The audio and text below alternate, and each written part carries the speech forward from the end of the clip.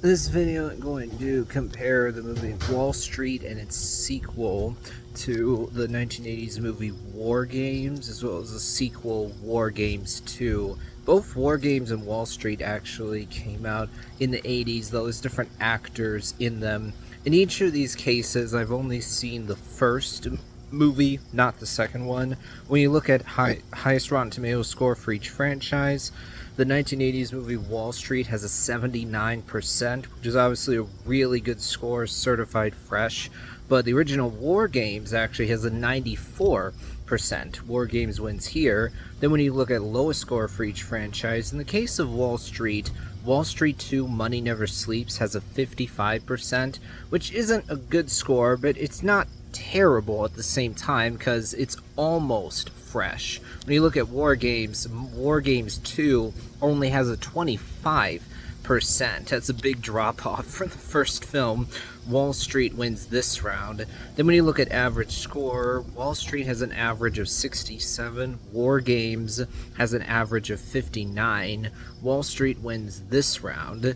Then when we look at gap between lowest and highest score, in the case of Wall Street, you have a gap of 24 between those two scores. With War Games, you have a higher gap of 69 between the first and second movie. Wall Street wins this round, so actually Wall Street is going to win this debate regardless of my personal opinion because it's already won 3 rounds. But let's look at which movie do I prefer, Wall Street or War Games. This is an interesting one, I would say, because frankly I could go either way. I think both movies succeed at doing exactly what they're setting out to do. It's not like one of these is a lot weaker than the other. Honestly, I don't have a lot of problems with either movie. So no matter which movie I pick, I'm not throwing shade at the other one at all. They're definitely different. They're going for 2 different things. It's 2 different genres.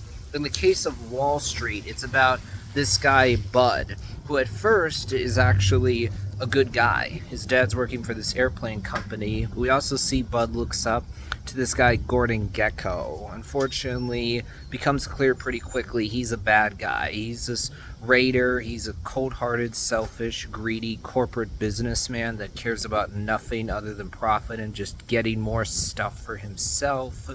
And then Bud ends up meeting Gordon, and the movie works as this tragedy because we see Bud at first actually is doing the right thing, but then tragically he meets Gordon. Gordon tempts him to be selfish.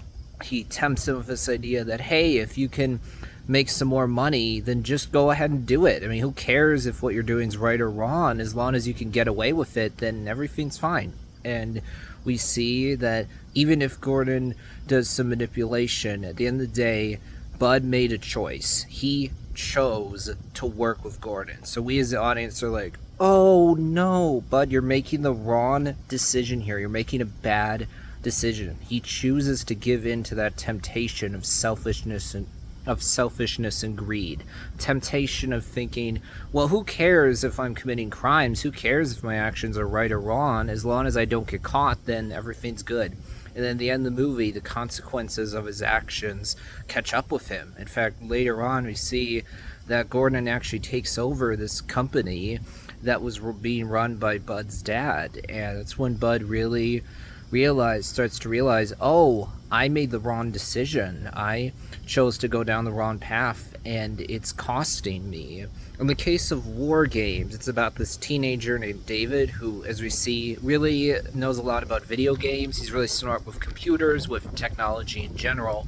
We also see the government, the military, has this computer system that they have, which is pretty advanced. David actually inadvertently goes into this computer program. At first, he thinks he's just playing a game, not knowing that actually these military people are seeing that supposedly this other country, Russia, actually is attacking them. So they're panicking, they're afraid, but then they're like, oh, actually our country is not being attacked. What's going on here? And they realize that, oh, actually someone found a way into the system. So David actually ends up being arrested, brought in and then he goes on the run with his girlfriend. They find the guy who originally created the war games system in the first place. He comes back at the end to avert World War III, because you see by the end the computer system is just going haywire. It's making the military think that the US is under attack when it's really not.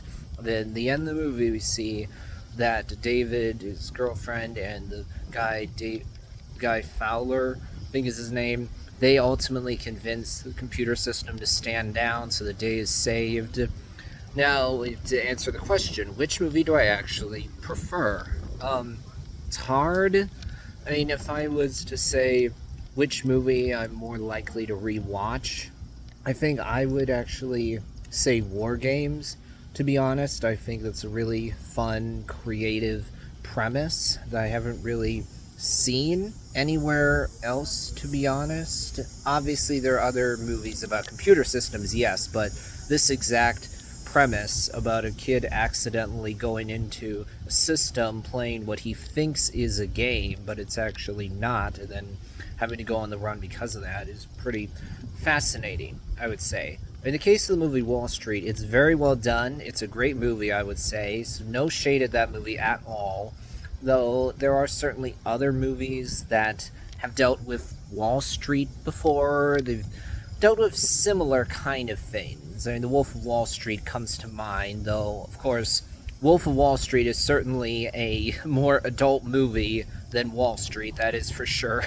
But we'll wrap things up for this video.